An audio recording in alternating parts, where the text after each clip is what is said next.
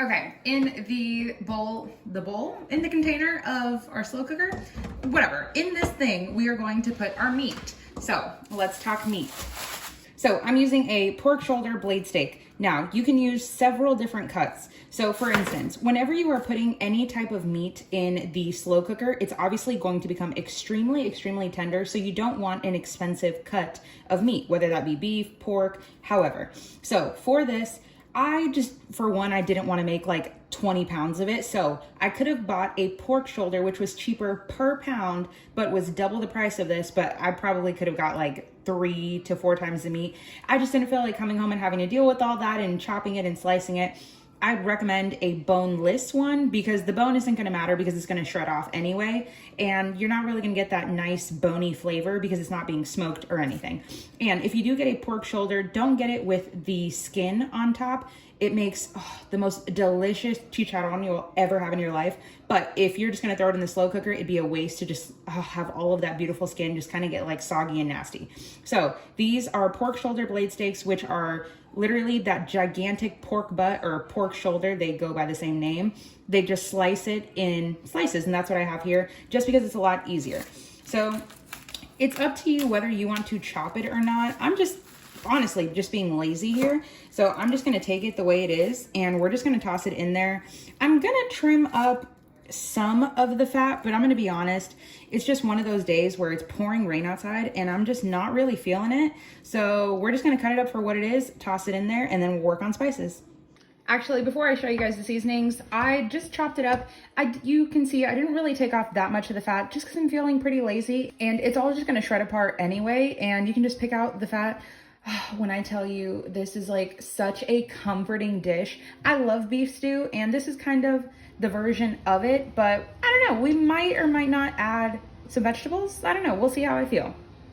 Okay, we got quite a few different things going on here. So in my measuring cup, I have 1 cup of water. Feel free to use broth if you want to. It's just gonna add to the flavor. It doesn't matter whether it's chicken. Never seen a pork broth, but I mean, I guess it exists, but I'm just gonna use water. Then remember, this is her recipe.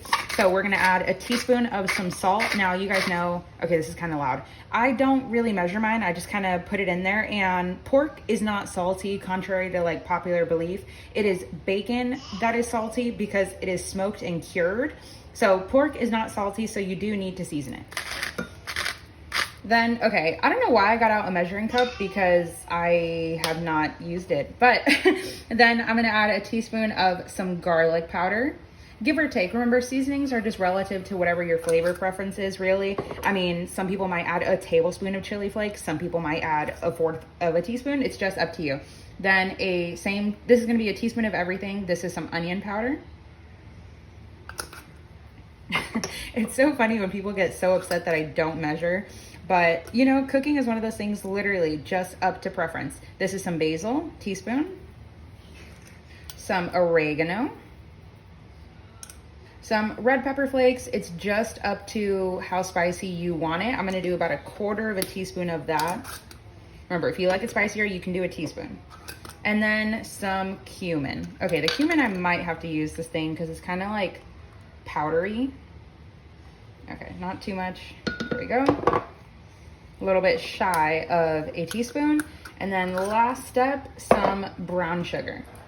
Okay, maybe like a heaping teaspoon of brown sugar. Brown sugar and pork just go so well. I would imagine that you could use white sugar in a pinch, but I would really recommend the brown sugar for the caramelly notes that it gives to the pork. Oh my gosh, I cannot wait for this to be done already. Then I'm gonna take my super cute little Hello Kitty whiskey. I need to buy another whisk, so if you guys have, I know this sounds weird, but like a favorite whisk, let me know, because ready to get whiskey. Okay, so then I'm gonna set mine to low, and then just gonna give it one little final mix, and we're gonna pour everything over. Don't worry about having to like agitate everything, just pour it over, and literally it's fine. And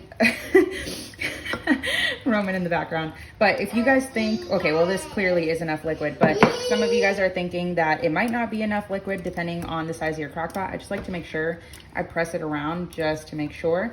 But your crock pot is gonna have a lot more liquid, so this thing will probably be filled all the way to the top by the time this pork is done. So now I am going to set it and forget it. And We're gonna let this go for 6 hours, give or take. I definitely probably will steal a sneak peek in about 4 hours. Okay, it is actually quite a few hours later, and I have to tell you guys, it's just so tender. I cooked it for 6 hours, and okay, can Amber grab that? I'm using my left hand, clearly not.